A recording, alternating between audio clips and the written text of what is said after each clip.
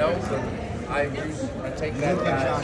Yeah, I take that guy's break all the time. He's sitting right here. Hi, Kate. Good to see you. And, maybe something about Lost and next year. Right. Something about Lost. This is cool and intimate. All right. Fire away, y'all. I never have. Hi, I'm Sammy. A lot of us know each other from Facebook. We're all Lost friends, so we're excited. We're all Josh stalkers. Actually, there's a community online. Wow. If I would only go online. My wife was like, I'm tired of doing your Instagram. You have to give me We content. really appreciate her, though. Yeah, she's Oh, she's the one that does your Instagram posts. Well, I try to give her the content and I give her the captions, but she's the one that's like, get it done. And then she actually posts it. But now she's got her own, so she's ignoring it. But it's all good. It's all good. So what do y'all want to know? It's like Santa Claus. We're like, football. I'll start by saying thank you. My name is Almi. I'm from Argentina. So I was never able, and I started watching Lost season 3 back in the day. I had to download it illegally because we couldn't get it in our country. So it was a whole chore to see you guys. Wow. But I lived all over, never in America until 5 years ago, and then pandemic. So this is the first time, and I get my two favorites, which is you and Ian. So thank you, because and especially your character. I just want to ask, did you really come up with Freckles and Tubby or whatever, or like Tubby? No. Jumbotron. No, I definitely didn't do those. But what I did do, what happened was Damon, the real creator of it all, when we shot the pilot, he came and hung out with us and wanted to party with us and go out. And so he tailored the dialogue to each character after he got to know us. And I'll never forget, we went bowling. And I was giving everybody nicknames like Drop Toe and Slugfoot. I don't know, I was just giving people, we were drunk. And he just liked that, and I would say stupid stuff like, there's an eagle in every seagull. And he just liked that kind of weird, so he started doing that. But I didn't actually come up with the names myself. And as a matter of fact, when they got too heavy on Jorge, because in one scene I had like 4 or 5 of them, and I called him. I said, look, you're going to have to address Jorge if you want him to lose weight for the show, because we're on an island. Don't do this to me anymore. And you got to make it right. So they had him beat me up, remember? Yeah. And drag me out of the tent. I'm like, ah! Kicked your butt in ping pong, too. Kicked your butt in ping pong, too. Yes, he did. He kicked my butt in ping pong, too, dog. But that's where that kind of came from. I was like, that's it with that. Was there one that Jorge was like, dude, really? No, he was always such a good sport about it. And the thing was, I was in the very beginning. The first one was Stay Puft. Yeah. And I was like, how am I going to do this without coming off the complete asshole? So I asked him, hey, do you have any children's sunglasses? Or children's glasses? And so we found these Winnie the Pooh children's glasses, and I was reading, so that kind of took the sting out of me, because I was ridiculous, so that worked, and that really developed our friendship, actually. Jorge and I became close as friends as well, because we were figuring all that out. It often happens that way. So I watched it originally when it aired, and then my daughter was about 8. I said, well, we'll start watching it together. So I did a rewatch. And she was, like I said, 8. And there was an episode where you came walking out of the water towards Kate, and you were kind of indisposed, I guess. Yes. Maybe we'll wait till you're 13, maybe we'll stop. So we stopped the rewatch right there. Yeah, they like to do that to me, those dogs. But my kids don't care at all. They haven't watched one episode. You need a rewatch podcast.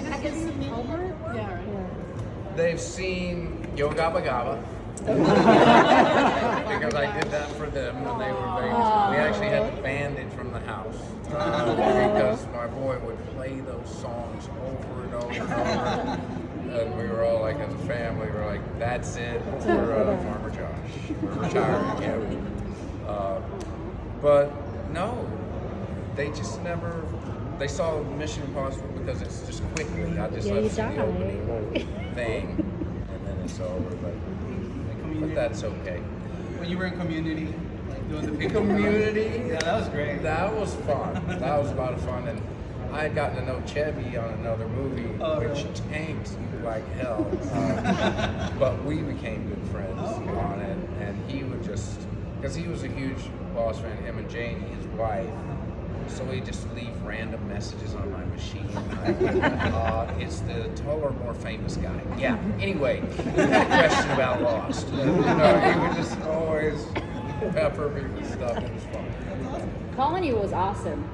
Yes. Colony was fantastic. I started watching because I finished Lost, and obviously, as many of us, I started watching Alcatraz because Jorge was there, and then like yours, and it's funny because it happened. I said it before. It's like when you start seeing something that your favorites are in, you're like, okay, what would happen if Sawyer is a global invasion? And that kind of happened. And I don't know. It only lasted 2 seasons. I was so bummed when it didn't. Yes. Well, I told them, I was like, this is America. There's a reason there's a shot clock on the NBA. If you don't show them an alien within season 2, they're going to be gone. Was that really the reason? Well, I was just like, you have to show the audience in America either the big war or an alien. The writing was amazing, and it was based on old photos where they came up with this of Nazi-occupied Paris. Because back in that time, it seemed like everything was okay. People were at cafes and stuff, but then suddenly your neighbor just disappears and is taken. And so it was based on that. And actually, Juan Campanella was yeah, I know. I love him. He's amazing. the amazing director, Argentinian director, Academy Award winner. He's also in House. So Sorry. he's amazing. So yeah, that was Colony. Would you take it back? Like people ask, would you continue Lost if for some reason they do a sequel? But would you do Colony again? Yes, I wanted to see the big war. I know. Me too. I mean, the last scene you see of me is I'm in a rubber diaper. I don't want to live in a rubber diaper. They sent out into space. I was supposed to come back and like a superhuman, right? Instead, I'm the guy in the rubber diaper. Great. One thing I'm super curious about is you always talk about, I mean, I'm sure everyone here has watched all your interviews and stuff like that, but your transition originally, you were supposed to be from Brooklyn on the island, right? Yes. And stuff like that. Yes. And you didn't know if you were going to get kicked off because you're just like this jerk, right, on the island. How would season 5 soar that's like, Winston Churchill used to read, I'm reading right now, Jack is my island. I mean, how was that transition playing that guy? I mean, that's something that always was fascinating, right? It was a lot of fun because I like that he started in the darkness. He was dark as hell, and he reluctantly went to the light as time went on. And that was fun to play because, like I said, I grew up Southern and you sugarcoat everything. You don't really say the way it is. And so for me to go to work and really blow up that alter ego, the other side of me that like to say things how they really are, and it was therapeutic and it was fun. And then but I didn't like at all that he conned women. Like, that bothered me from day one, but I was like, okay, this is part of his journey to the light, and he was always trying to be respectable like a doctor, like Jack. So the reading really, I think, was part of him also in competition with the doc, trying for Kate's love too. Like, yes, he read and he wanted to seem intelligent at the same time. So yeah, it was fun. I think the film, your character was more street smart, more Yes. than because Jack. I mean, we can talk about this all day, but Yes. he was more reactive, more like out of the heart, out of the mind. Yes. You were more brain savvy, or your character. Yes. So I feel like that's like the polar opposites of both characters, and it Yes. just came out like make you look better because you had a plan. So. Yes, and I was always like, I'd read the script and be like, thank God I'm not Jack. Because I mean, the acting he had to freaking pull off. And you auditioned for Jack, right? No. Oh, no. It's funny enough, we all read the same sides. Oh, okay. It was a 4-page monologue. Okay. And I got it the night before. But my wife's girlfriend at the time was like, you have to get this, it shoots in Hawaii. So I really, I really put all I had into it. And I don't know how it came about. I just had the conversation with her about quitting and being a forest ranger, and I got my real estate license in the mail 4 days before I booked this. So I filed. Really that shit. quitting. I would have been the worst real estate agent. I mean, I don't need an email. You'd be like, I'm trying to buy the house. I'm like, what house? I would have bought a house. I still will. You would have been the only 2 clients I had. I never emailed you back. Did you know that his arc was gonna go in that direction? Like when he was conning women, did you have any idea that he would not pick? No, and as a matter of fact, the first pilot, they had me on a cliff holding Jorge, and he was too heavy, and I dropped him, and he dies. And I was like, I closed the script, and I was like, to my wife, I was like, well, I have to find another job because you can't drop somebody and then think you're gonna live the next season. And also, Jack was killed. Jack was the one in the tree. That was the pilot. So they were harsh in the beginning. They were like, okay, there was no redemption for us, so they were like, wait a second, we need to make a series, not a one-off. So they made Jack not die and me not drop Jorge. But I fought for any humanity that was in him because I knew this could go bad and I would be one of the first to die. So I was like, okay, I gotta find the humanity in any little thing they would give me. I would blow that up as much as I could, and that's how it works. Did you know that when you and Kate had that first kiss, that TV guide had ranked it like in the top 5 TV kisses? Yes, and I learned an important lesson there. Don't use your tongue. That's my first Hollywood kiss, kind of on screen, and then I saw it and I was like, ow, I look like the You have to have a sweet coming together. There can't be things. It looks more realistic. So sorry, in terms of character arcs, right? Let's say Jorge's doing this, you're doing that, and you're reading the script for that. It's like, oh, your character's doing this now. Is there any joking about that, or? Oh, yes. We were all stepping on each other at one point, and we used to call it, I don't even know if you could say that anymore, but I'm talking about the cocking of a gun.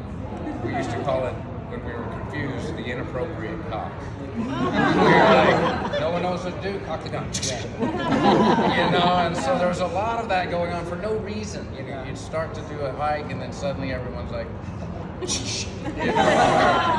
So we're like, okay, who gets the inappropriate cock in this time? Because you're just confused. You're like, you gotta do something. You're a big group.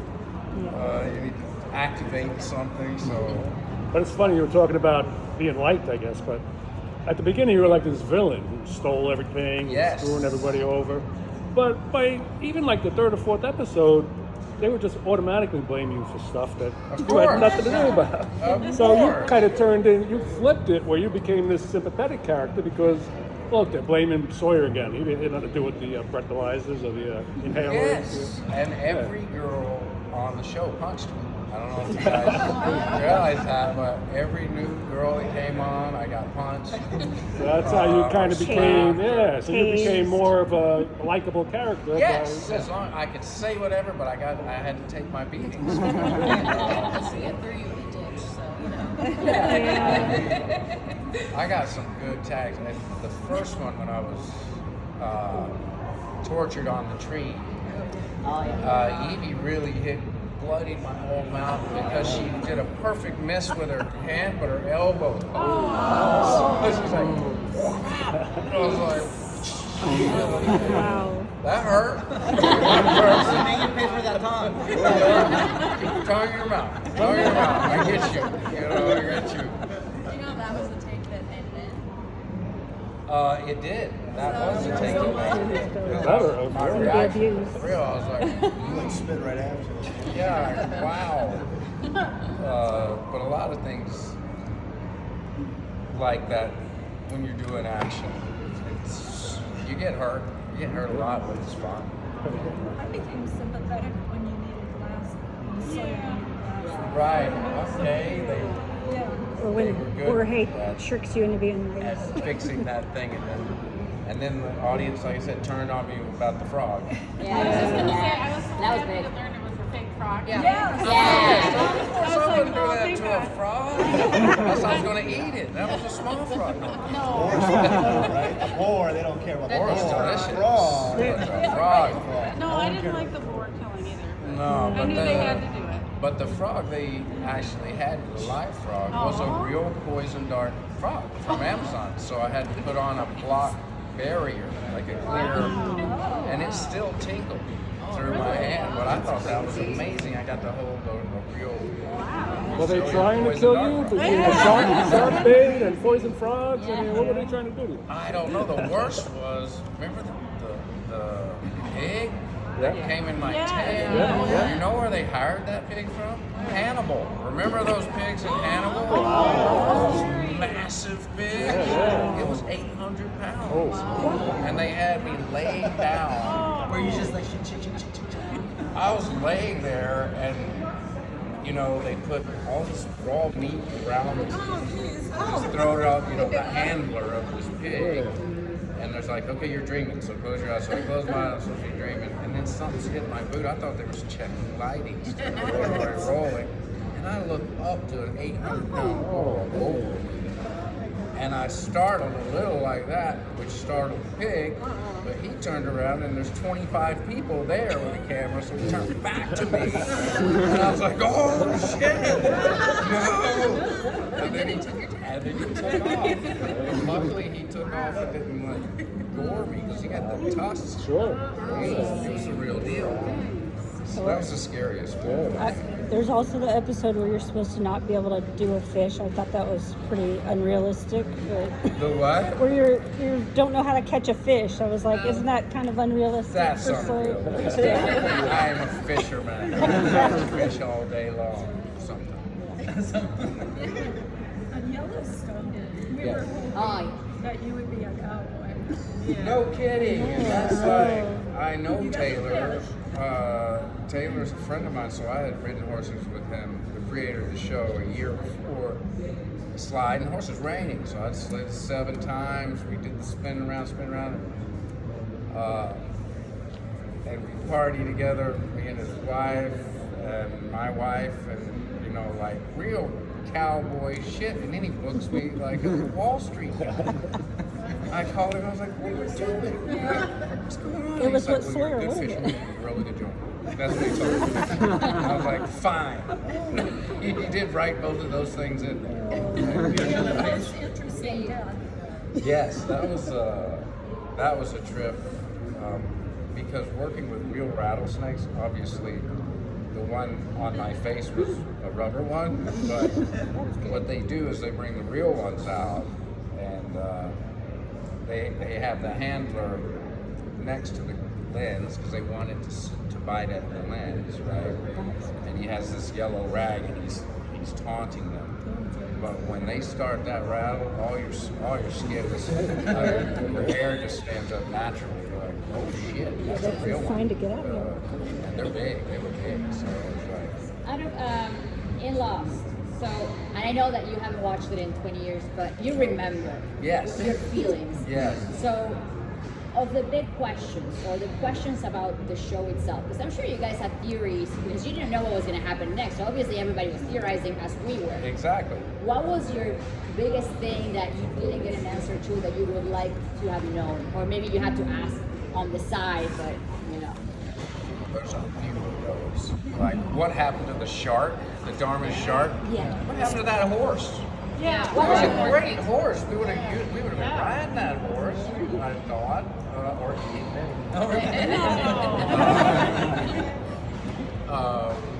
but the big season 1, I said to Damon, I said, I think the island is like the Death Star. It moves.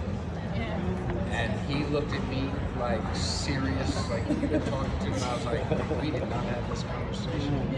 I am not here, la la la la la, and I ran away. But I think I was on something there because they developed as they went, and because I think somewhere along their first theories that all the Dharma stations were connected and could have been an engine thing that ran something that could have moved the island or through time. I don't even know how it really happened. No, but that's because you never like we knew after Eloise and everybody was the pendulum that was moving that the island moved, but they never actually addressed how it moved or the structure of it. Exactly. So yeah, and that was season 1, so it's not the time for those theories. You're like, So I showed up.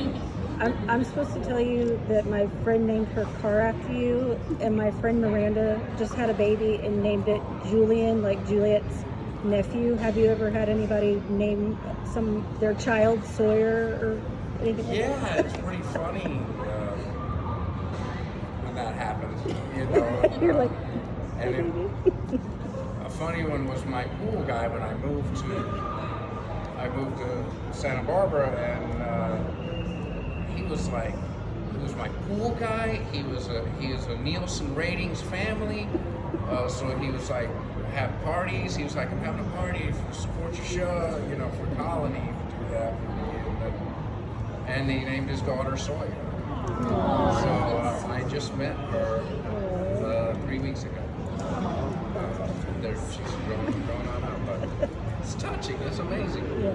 And what's amazing about this and the other Comic-Con I just did in Germany is the generational thing. So when you guys come with your daughters or sons and like, you know, we're bonding, watching this together, that is freaking amazing. That's the best part.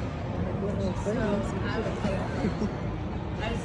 was 5 when the pilot aired. Okay. And my parents let me watch a plane crash at 5 years old. Wow. And I question their parenting methods all the time. Trust me, I'm a parent. I question that. Yeah, right? But I just latched on. I was like obsessed. So it became our like family thing, watching it every week. Yeah. But I remember I was terrified of Sawyer because for some reason I was like, oh my god, like he's gonna like hit me or something. Like I was just terrified. But I just remember then as I grew up, I was like, oh, like your character kind of grew with me growing up. Oh, interesting. And so that just kind of like made me kind of, I don't know, like identify with that character a little bit.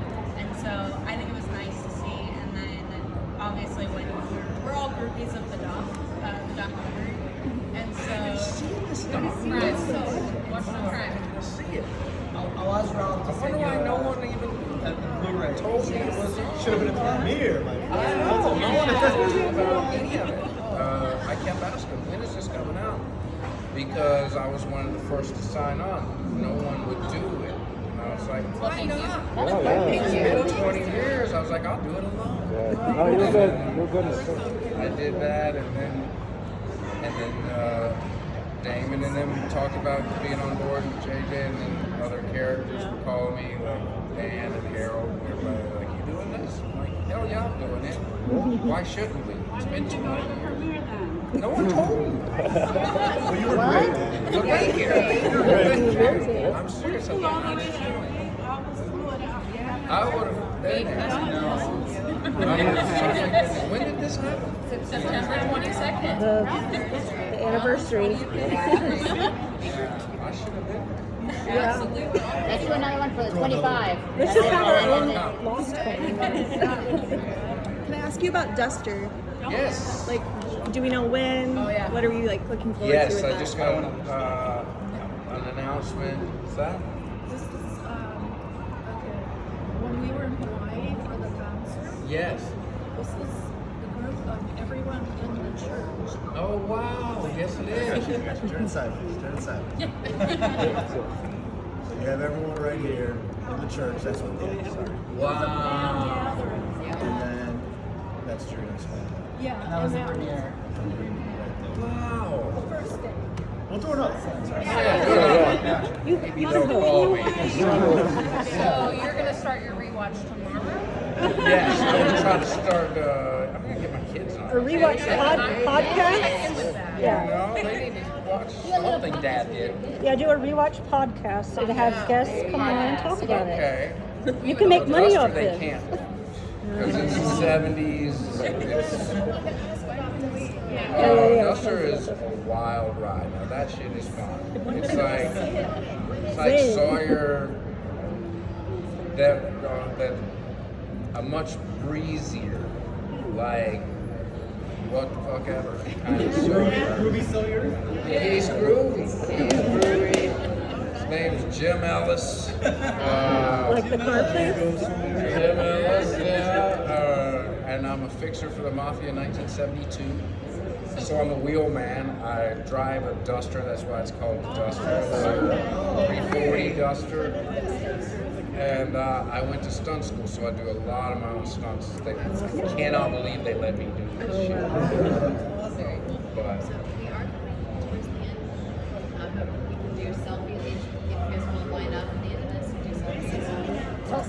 May 15th is there an HBO Max. It's really nice. A random question, just in case that you know. You know what Harold is doing now? The show called From. From? Yes. Yeah. Is there any chance that we might get you at all? Because From is the next Lost. It really is. I don't know.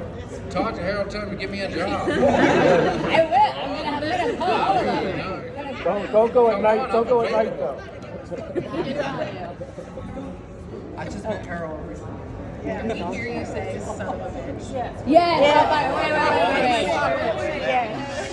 Hold on. Harold won't hire me? Well, son of a bitch. Son of a bitch. Yeah.